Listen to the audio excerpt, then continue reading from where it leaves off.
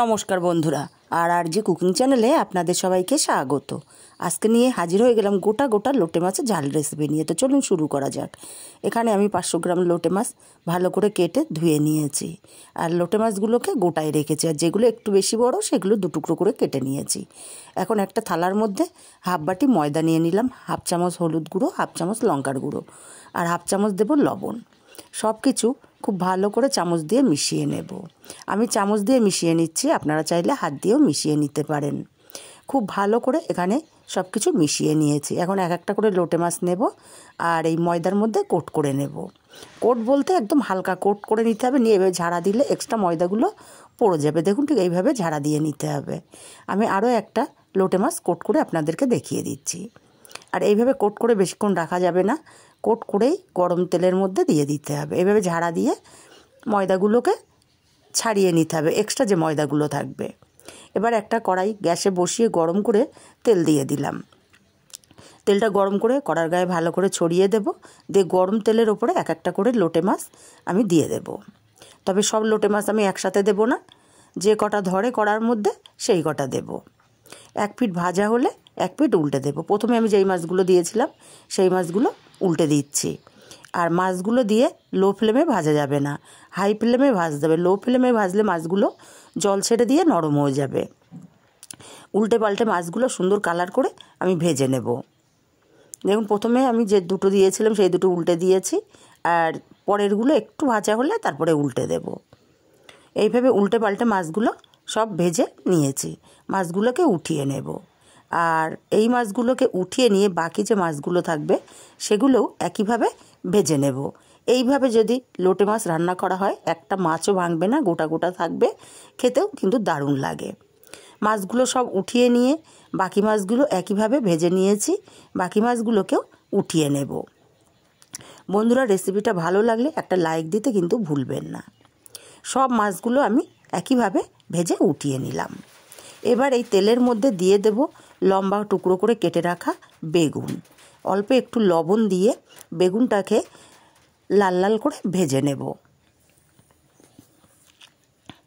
বেগুনগুলো বেশ লাল লাল করে ভেজে নিয়েছি। এখন বেগুনগুলোকে উঠিয়ে নেব।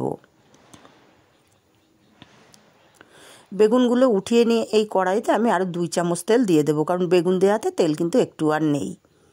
2 চামচ তেল এখানে দিয়ে দিলাম। তেলটা গরম করে দিয়ে দেব পেঁয়াজ কুচি। আমি 1 কাপ পরিমাণে পেঁয়াজ কুচি ব্যবহার করেছি। পেঁয়াজটাকে গোল্ডেন কালার করে ভেজে নিয়েছি। এখন এখানে দিয়ে দেব রসুন বাটা আর আদা বাটা।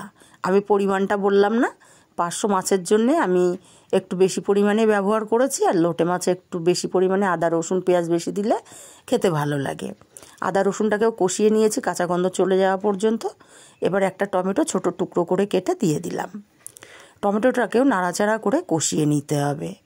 টমেটোটা কষিয়ে নিয়েছি। এখন এখানে দিয়ে দেবো হাফ চামচ হলুদ গুঁড়ো, হাফ চামচ লঙ্কার গুঁড়ো, হাফ চামচ জিরের গুঁড়ো। ঝালটা অবশ্যই যে যার স্বাদ অনুযায়ী দেবেন। মশলাটাকে কষিয়ে নিতে হবে ভালো করে। মশলাটাকে কিছুক্ষণ কষিয়ে নিয়ে অল্প একটু জল দিয়ে মশলাটা আরও কিছুক্ষণ কষিয়ে নেব। মশলাটা যত ভালো কষানো হবে তরকারির স্বাদ ততটাই ভালো হবে। মশলাটাকে নাড়াচাড়া করে মিনিটখানি কষিয়ে নিয়ে এখানে দিয়ে দেব স্বাদ মতো লবণ। লবণটাকে দিয়ে মশলাটাকে আরও কিছুক্ষণ কষিয়ে নেব। আরও মিনিটখানিক মশলাটাকে কষিয়ে নিয়েছি। এখন এখানে দিয়ে দেব জল। আমি একটু বেশি পরিমাণে জল দিলাম, দিয়ে নাড়াচাড়া করে ঝোলটাকে ফুটতে দেব। ঝোলটা ফুটে উঠেছে, ভেজে রাখা বেগুনগুলো দিয়ে দিলাম। বেগুনগুলো দিয়ে নাড়াচাড়া করে মিশিয়ে দিয়ে বেগুনটাকে মিনিটখানিক ফুটিয়ে নেব। মিনিটখানিক ফোটার পরে এখানে ভেজে রাখা লোটে মাছগুলো এক এক করে আমি দিয়ে দিচ্ছি। লোটে মাছগুলো দিয়ে হালকা হাতে নাড়াচাড়া করে দিতে হবে। খুব বেশি জোরে নাড়াচাড়া করা যাবে না, কারণ লোটে মাছ নরম হয়। তাই হালকা হাতে নাড়াচাড়া করে দেব, দিয়ে মিনিট 2 লোটে মাছটাকে এইভাবে ফুটিয়ে নেব। তখন হালকা হাতে একটু খুন্তি দিয়ে দিয়ে নেড়ে দিতে হবে, যাতে সম্পূর্ণ মাছ ভালো মতো মশলা ঝোলটা ঢুকতে পারে। 2 মিনিট ফুটিয়ে নেওয়ার পরে এবার উপর থেকে কিছুটা ধনেপাতা কুচি দিয়ে দিলাম। ধনেপাতা কুচিটাকে দিয়ে হালকা হাতে আবারও একটু নাড়াচাড়া করে দেব।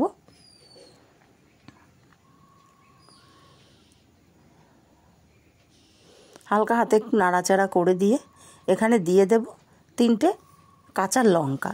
দারুণ একটা ফ্লেভার আসবে সেই জন্য, আর ভাতের সঙ্গে মাখিয়ে খেতেও বেশ দারুণ লাগবে। রেসিপিটা কেমন লাগলো কমেন্ট করে জানাতে ভুলবেন না। ভালো লাগলে কাছের আত্মীয় স্বজন বন্ধুবান্ধবের কাছে শেয়ার করতে ভুলবেন না।